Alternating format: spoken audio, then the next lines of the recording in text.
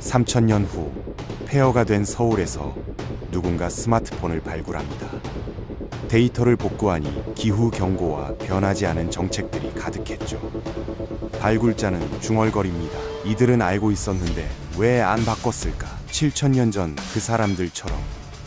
오늘은 바로 그 7000년 전, 지금으로부터 약 4000년 전 그 사람들의 이야기를 해보려고 합니다.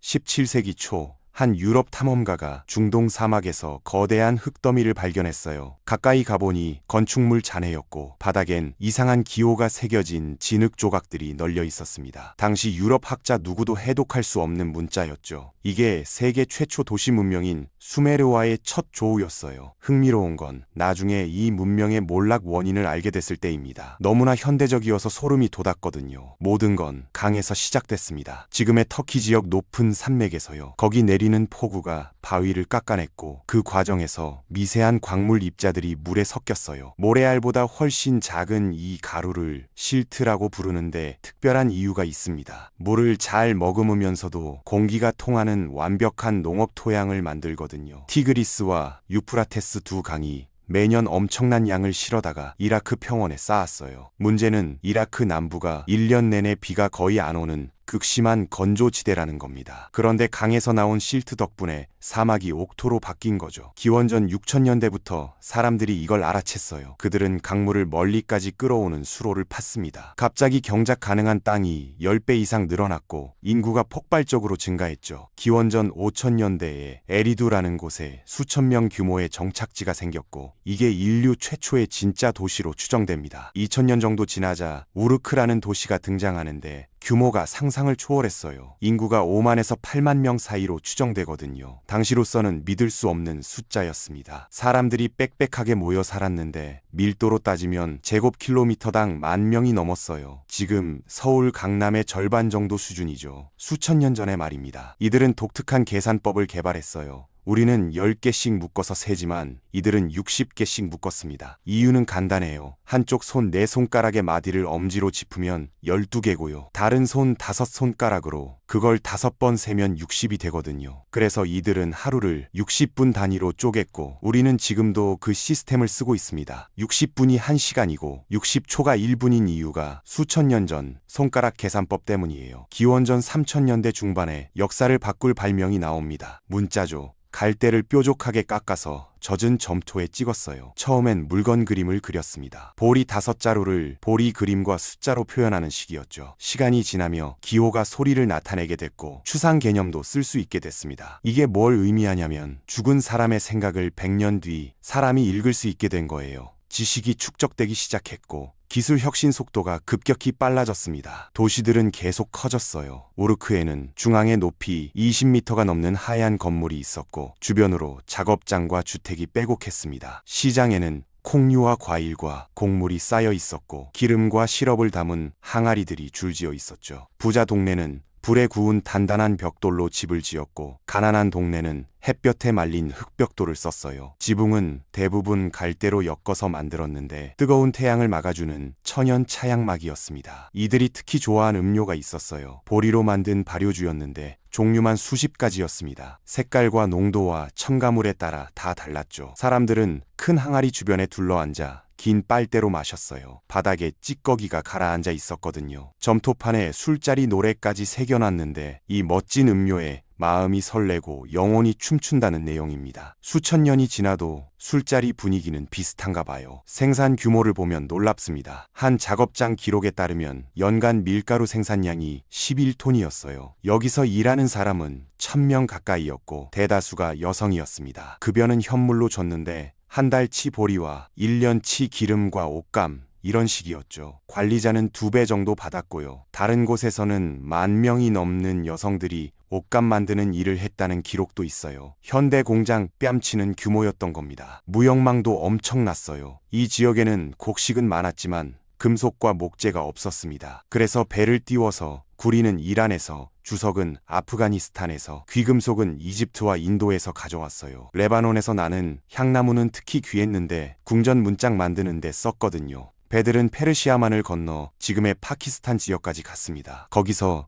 향료와 청색 보석을 실어왔죠. 이 파란 돌을 그들은 굉장히 좋아해서 온갖 장식품에 박아 넣었어요. 왕의 무덤에서 나온 유물 중에 특이한 게 있어요. 조개 껍데기와 돌로 만든 장식판인데 양면에 그림이 새겨져 있습니다. 한쪽엔 전쟁 장면이에요. 전차와 갑옷 입은 병사들과 무기를 든 전사들이 보이죠. 반대편엔 평화 시절 모습입니다. 농사 짓는 사람들과 일 기록하는 관리들과 연회하는 귀족들이 층층이 그려져 있어요. 4500년 전 사회 구조가 한눈에 보이는 겁니다. 그런데 이 번영 아래에서 조용히 진행되던 일이 있었어요. 토양이 서서히 망가지고 있었던 겁니다. 모든 강물에는 미량의 염분이 녹아 있었어요. 특히 석회암 지대를 흐르는 이 지역 강들은 염분 함량이 제법 높았습니다. 농부들이 밭에 물을 댔을 때 물은 증발했지만 소금은 남았어요. 비가 거의 안 오는 기후라 빗물이 이걸 씻어낼 수도 없었죠. 매년 조금씩 쌓였습니다. 너무 천천히 진행돼서 아무도 눈치 못 챘어요. 기원전 3500년대 어느 도시의 농업 기록을 보며 밀과 보리를 비슷한 양으로 키웠다고 나옵니다. 1000년 뒤인 기원전 2500년대 같은 지역 기록을 보면 밀이 전체의 6분의 1로 줄어 있어요. 왜 보리는 괜찮았냐고요?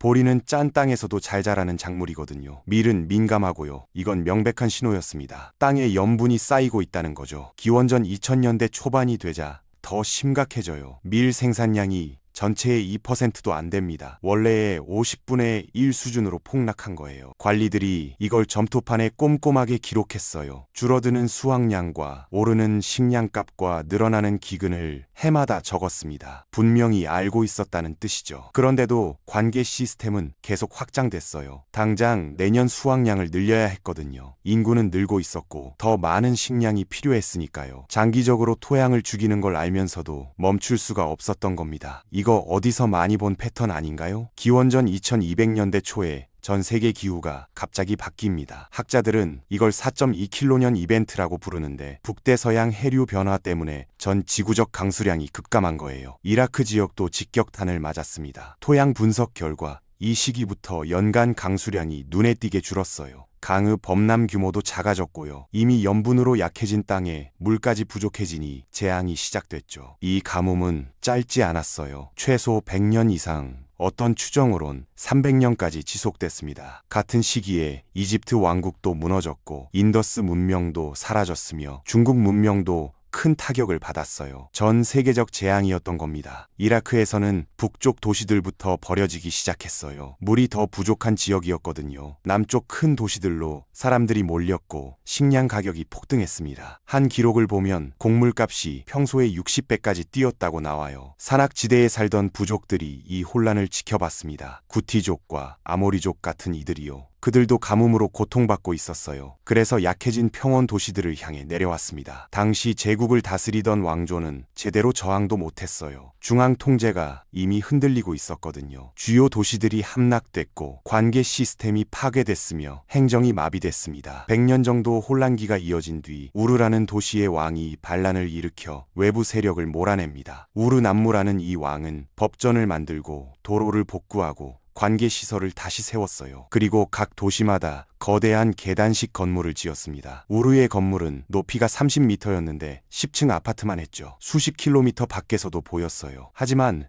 이 건설 사업이 국가 재정을 심하게 압박했습니다. 한 건물 기초 작업만 수천 명이 수년간 매달려야 했거든요. 마지막 대책으로 엄청난 장벽을 쌓았어요. 두 강 사이 300km를 잇는 거대한 벽이었습니다. 침입을 막으려는 거였죠. 하지만 이건 힘의 과시가 아니라 절망의 표현이었어요. 벽은 사람이 계속 지켜야 의미가 있는데 그럴 여력이 없었거든요. 얼마 안 가서 방치됐고 외부 부족들은 쉽게 넘어왔습니다. 마지막 왕 이비신 시절에 상황이 최악으로 치달았어요. 제8년째 곡물 가격이 평시의 60배가 됐습니다. 수도에서 사람들이 굶어 죽기 시작했죠. 왕은 장군 하나를 북쪽으로 보내 어떤 값을 치르든 곡식을 사오라고 명령했어요. 그런데 이 장군이 곡식을 가지고 돌아오지 않았습니다. 그 도시에서 스스로를 왕이라 선포한 거예요. 제국이 산산조각 났습니다. 기원전 2004년에 동쪽 산악지역 엘람인들이 쳐들어왔어요. 예전엔 이 제국의 속국이었던 민족이었죠. 왕은 심지어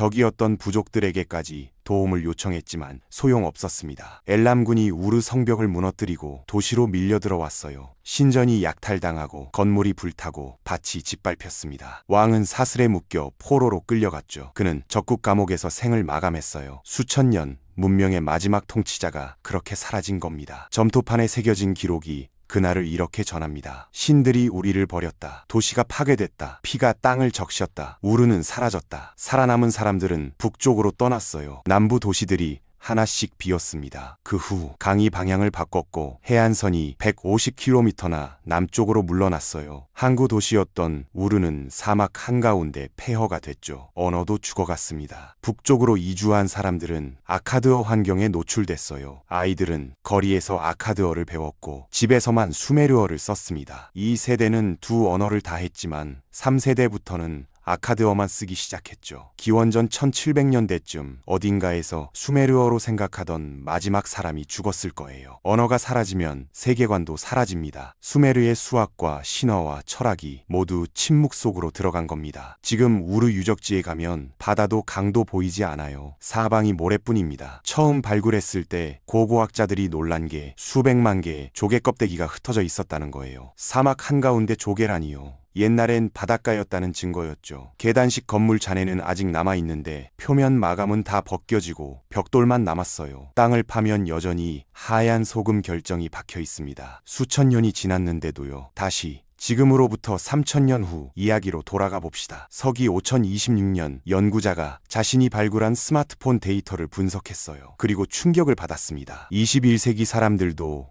환경 붕괴를 정확히 인지하고 있었던 거예요. 대기 중 이산화탄소 그래프와 해수면 상승 측정치와 빙하 감소 기록이 가득했습니다. 과학자들의 경고와 활동가들의 호소와 정치인들의 약속이 넘쳐났죠. 그런데 화석 연료 사용량 그래프는 계속 우상향이었어요. 수메르인들에게 소금이었던 게 21세기에는 탄소였습니다. 석유와 석탄을 태워 대기에 온실가스를 쌓았어요. 수메르가 관계수로 토양의 염분을 축적한 것처럼요. 둘 다 단기적으론 엄청난 번영을 가져왔습니다. 수메르는 역사상 첫 도시 문명을 만들었고 21세기는 사상 최고 물질 풍요를 누렸죠. 하지만 시스템은 천천히 독살당하고 있었어요. 수메르 관리들은 밀 수확량 폭락을 기록하면서도 관계를 멈추지 않았습니다. 21세기 정부들은 기록적 폭염과 산불을 경험하면서도 탄소 배출을 줄이지 않았죠. 기원전 2200년 가뭄이 수메르의 약점을 드러낸 것처럼 기후변화는 현대 문명의 취약성을 노출시켰어요. 식량 가격 급등과 대규모 이주와 자원 분쟁이요. 우르 남무가 300km 벽을 쌓았듯 21세기 국가들도 국경에 장벽을 세웠습니다. 하지만 수메르 벽이 외부의 침입을 막지 못했듯 현대 장벽도 기후 난민을 막지 못했어요. 서기 5026년 보고서에는 이렇게 적혀 있습니다. 21세기 문명은 수메르의 완벽한 사례 연구를 보유하고 있었다. 4000년 전 경고를 그들은 상세히 알고 있었다. 그럼에도 동일한 경로를 선택했다. 이유를 규명할 수 없다. 연구자는 점토판과 하드 드라이브를 나란히 놓았어요. 하나는 염분 경고를, 다른 하나는 탄소 경고를 담고 있었죠. 둘 다 무시됐습니다. 왜 그랬을까요? 아마 시스템 변화는 너무 어렵고 이익은 당장이며 재앙은 아직 멀어 보였기 때문일 겁니다. 수메르 농부는 내년 추수를 걱정했지 100년 후 토양 상태를 걱정하지 않았어요. 21세기 기업은 다음 분기 실적을 신경 썼지 다음 세기 기후를 신경 쓰지 않았죠. 개인은 합리적이지만 집단은 자멸할 수 있습니다. 수메르는 우리에게 거울을 들이밉니다. 그들의 점토판은 미래에서 온 경고문이에요. 너희도 알게 될 것이다. 시스템이 무너진다는 것을. 그런데도 너희는 멈추지 않을 것이다. 우리처럼 한 서기관이 마지막으로 새긴 글귀가 있어요. 영원한 집이란 없다. 영원한 계약도 없다. 영원히 흐르는 강도 없다. 그는 알고 있었습니다. 영원한 건 없다는 걸요. 질문은 하나입니다. 우리는 수메르한테서 배울 건가요? 아니면 그들처럼 될 건가요? 5000년 후 누군가 우리 폐허를 발굴하면서